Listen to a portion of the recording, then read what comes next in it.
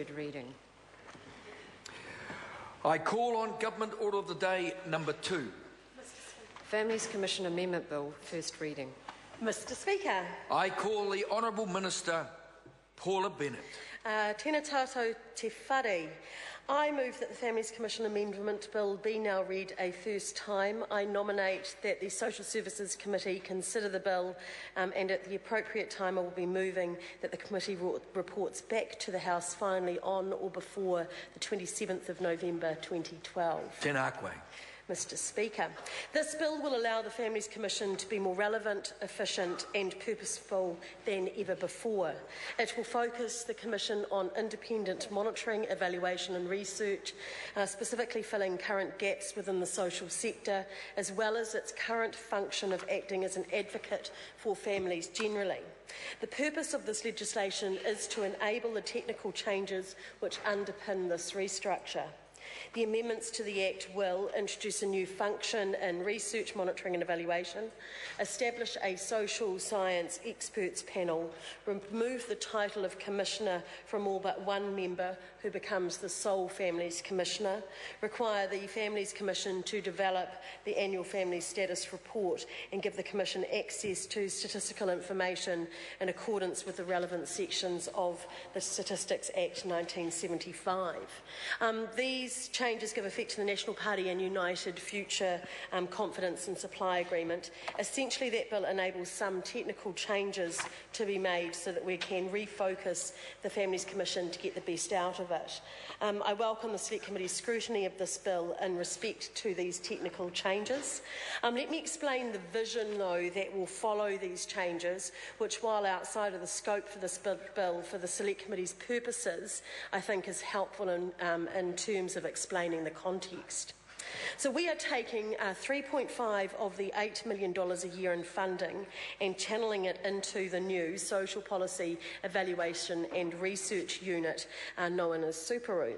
This unit will independently monitor and evaluate programs and initiatives in the social sector, a job currently done largely by government departments.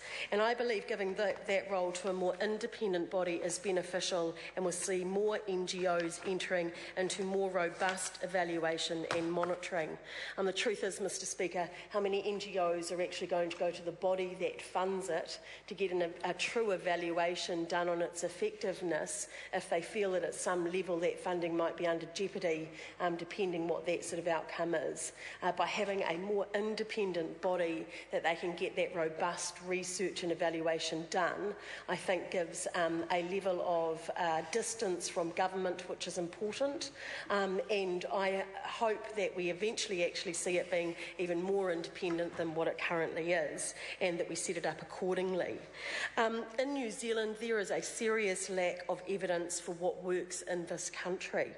We have thousands of social organisations working in the community, often with very vulnerable and at-risk families and individuals, but we often lack sufficiently robust evidence through monitoring and evaluation to be able to confidently say whether they are making a positive and tangible difference.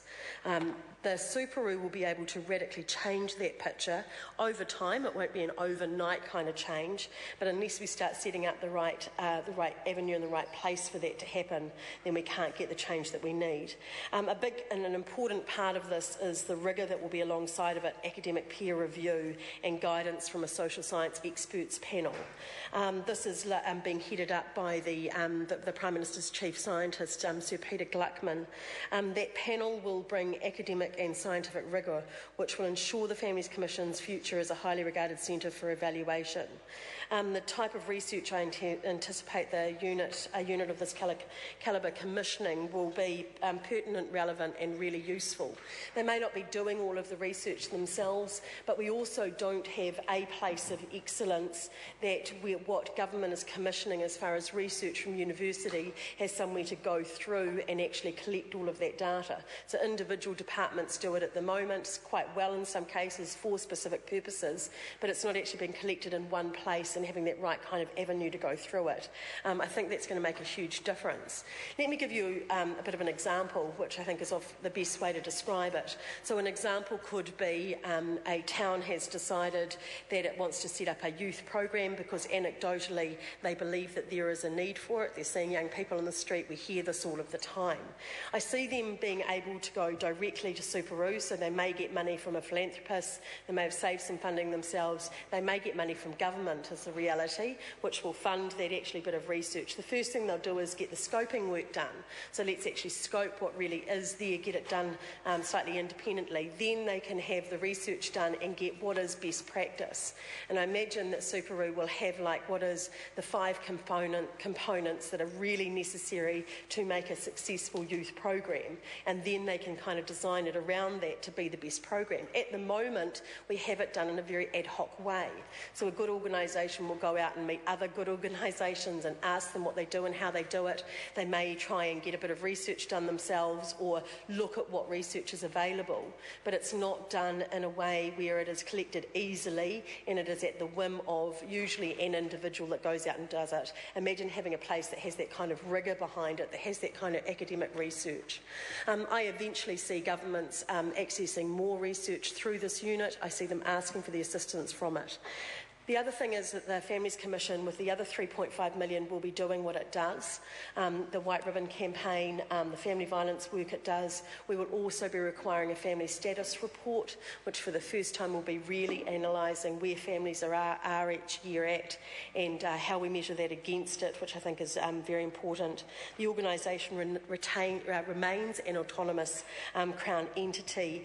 There are changes to the governance structure, so there will be one commissioner, as I've said, then there will be a board underneath that. That board will be made up of everyone from people on the community organisations, philanthropists and others. And then I think this very important experts panel under Sir Peter Gluckman, which will really have that academic rigour behind it, which I think will really enhance the quality of the work that's coming out and its relevance.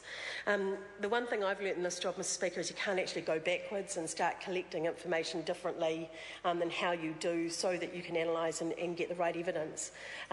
It is the truth that in the first year when I was there and looked at what programs were working for my own ministry's $550 million spend of about 4,500 contracts to 2,300 organisations, I could not tell the New Zealand public how effective they really were.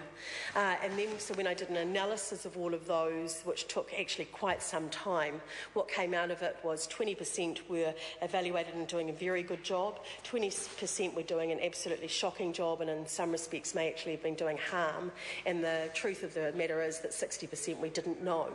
So we've dropped the contracts for the 20% that were doing such a poor job, we've backed the 20% that were doing a great job, and that 60%, which is obviously most of them in the middle, we are now trying to collect information, get their outcomes more focused on what we're trying to achieve, and in many cases work our way through what is such a massive job of building up that kind of evidence base that we need as to what does. But it's not a job that happens overnight. I think this bill is, and this Superoo and this unit is going to make a fundamental difference to how we get that kind of evidence behind it, to be used by NGOs, to be used by philanthropists, to be used by government, and to have that level of independence. I commend this bill to the House. The question is that the motion be agreed to.